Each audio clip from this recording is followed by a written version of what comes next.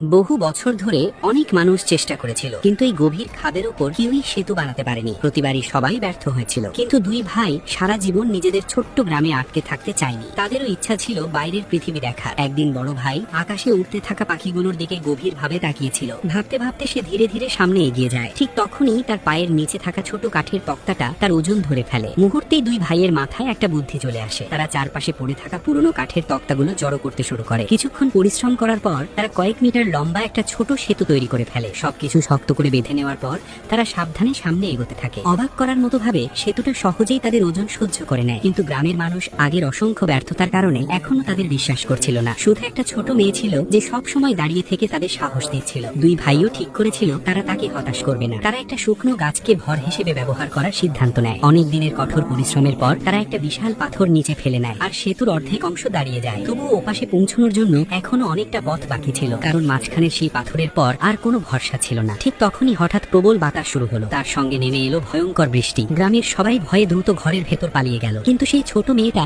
এখনো আশা নিয়ে দাঁড়িয়েছিল। হঠাৎ আকাশে ভয়ঙ্কর বজ্রপাত হলো, আর সঙ্গে সঙ্গে একটা দড়ি ছিঁড়ে গেল। তীব্র বাতাস কাপড়টাকে উপরে তুলে দিল, আর সেতুটাও বাতাসে ভেসে উঠতে শুরু করলো। দুই ভাই বুঝে গেল এটাই তাদের শেষ সুযোগ। তারা দ্রুত নিজেদের ব্যাগ কাঁধে তুলে ওপাশের দিকে দৌড়াতে শুরু করলো। কিন্তু ঠিক তখনই হঠাৎ বজ্রপাত সেতুর ওপর আঘাত করলো, আর মুহূর্তের মধ্যে